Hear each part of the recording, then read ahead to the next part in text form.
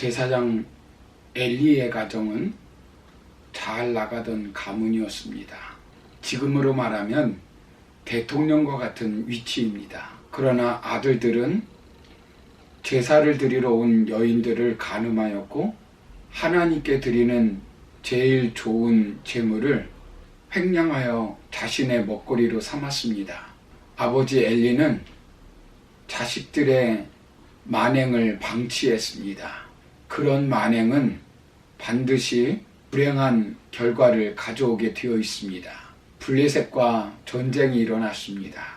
이때 엘리의 두 아들은 전쟁터에 나가서 전사했고 하나님의 법궤를 빼앗겼습니다. 아들의 전사 소식을 듣고 아버지 엘리는 의자에 앉아있다가 넘어져서 목이 부러져 죽었습니다.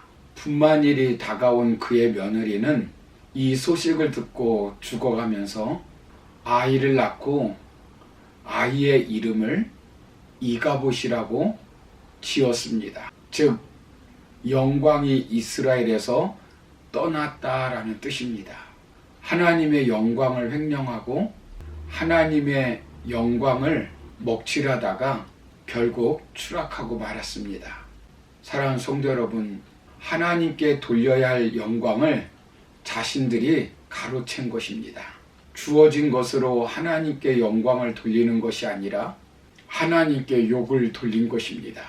이런 부분에 대해서 하나님께서는 무엇이라고 말씀합니까?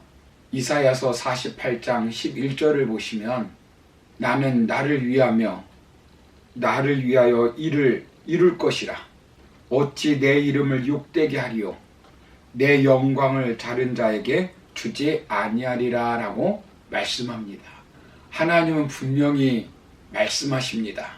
사무엘상 2장 30절을 보시면 나를 존중히 여기는 자를 내가 존중히 여기고 나를 멸시하는 자를 내가 경멸하리라 라고 말씀합니다. 어떤 일이 있어도 우리는 하나님의 영광을 가로채는 일이 없어야 합니다. 제가 지금 비상 시리즈에 대한 설교를 하고 있는데요. 마지막 주제로 우리가 비상해야 할 궁극적인 목적이 무엇입니까? 왜 신앙생활을 해야 합니까? 왜 건강해야 합니까? 왜 부유한 삶을 살아야 합니까? 왜 공부를 해야 합니까? 왜 실패해도 낙심하지 않고 일어나야 합니까? 왜 사업에 성공해야 합니까? 왜 기도와 믿음으로 비상해야 합니까? 왜 행복한 가정생활을 해야 합니까? 왜 마음의 평안을 누리며 살아야 합니까? 왜 직장에서 승진하고 직장에서 잘해야 합니까? 왜 뛰어난 사람이 되어야 합니까? 하나님은 우리에게 이렇게 답해 주시고 있습니다. 고린도전서 10장 31절을 보시면 그런즉 너희는 먹든지 마시든지 무엇을 하든지 다 하나님의 영광을 위하여 하라. 하나님께 영광을 돌리기 위해서입니다. 우리의 건강을 통해, 우리의 신앙을 통해, 우리의 부를 통해, 우리의 지식을 통해, 우리의 성공을 통해, 우리의 아픔을 통해, 우리의 실패를 통해 하나님께 영광 돌리는 삶을 살아야 합니다. 꼭 성공해야만, 꼭 부자여만 하나님께 영광 돌리는 것은 아닙니다. 실패의 현장에서도, 아픔의 현장에서도, 절망의 현장에서도 얼마든지 하나님께 영광 돌리며 살 수 있습니다. 꼭 번듯한 직장 생활을 해야 하나님께 영광 돌리는 것은 아닙니다. 꼭 부자여만 하나님께 영광 돌리는 삶을 사는 것은 아닙니다. 무엇을 하든지입니다. 하나님께서 사람을 창조한 제1의 목적이 무엇이겠습니까? 바로 사람으로 하여금 하나님께 영광을 돌리도록 만드신 것입니다.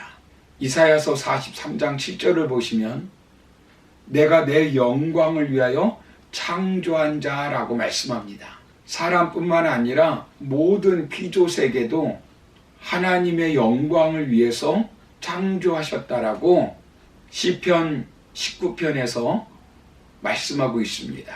우리가 비상하는 삶의 모델은 바로 예수님이십니다. 비상 시리즈 마지막은 예수님을 통해 어떻게 우리가 비상해야 하는지를 교훈받고자 합니다. 우리가 비상하려면 어떻게 해야 될까요? 우리는 평생 하나님께 영광 돌리기 위하여 비상해야 합니다.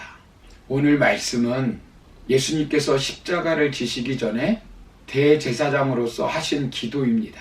16장까지 고별 설교를 마치신 후 예수님께서 십자가에 달리시기 전에 겟세마네 동산으로 가는 길목에서 기도하신 기도입니다. 성경에 나오는 예수님의 기도 중 가장 긴 기도이고 기도의 내용이 가장 자세히 기록된 기도입니다. 예수님은 가장 먼저 무슨 기도를 드리고 있습니까?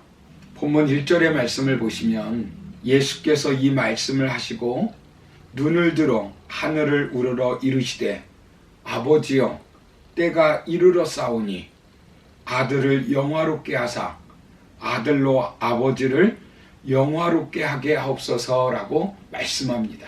오늘 본문 1절부터 5절까지에서 가장 많이 나오는 단어가 영화라고 하는 단어입니다. 5번이나 기록되어 있는데 헬라어로 독사라고 하는 단어를 사용하고 있습니다. 이 단어의 뜻은 높이다, 찬양하다, 존경하다, 영광스럽게 만들다 라는 뜻입니다.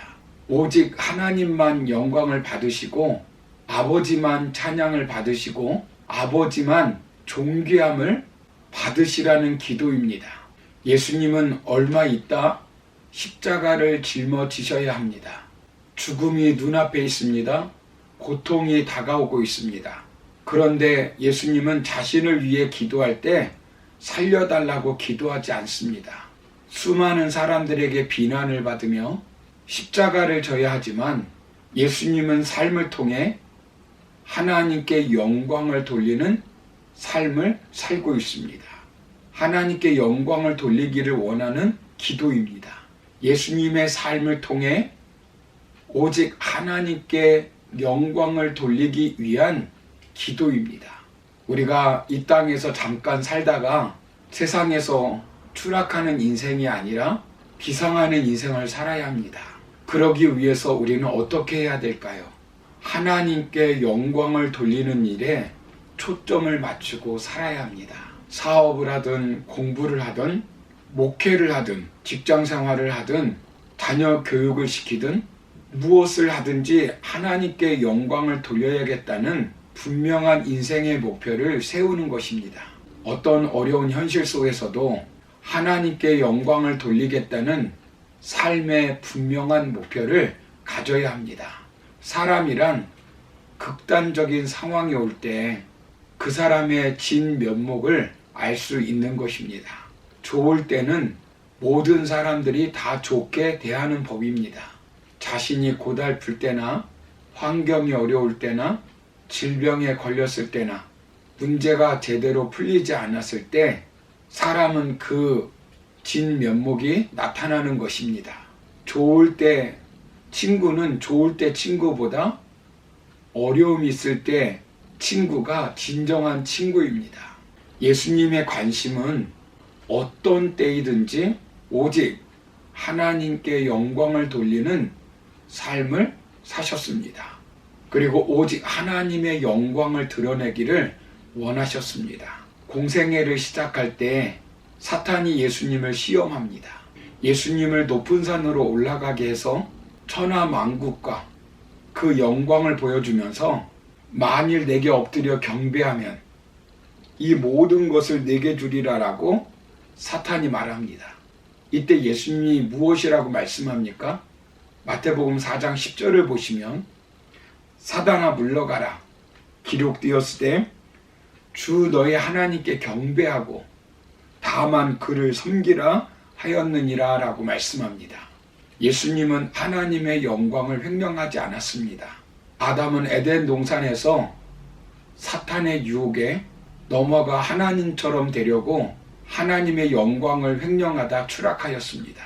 예수님은 3번이나 단호히 거절합니다. 예수님이 얼마나 하나님의 영광에 관심을 가졌는지 우리는 성경을 보면 알 수 있습니다. 예수님께서 가르쳐 주신 주기도문의 마지막 내용이 무엇입니까? 나라와 권세와 영광이 아버지께 영원히 있사옵나이다 라고 말씀합니다.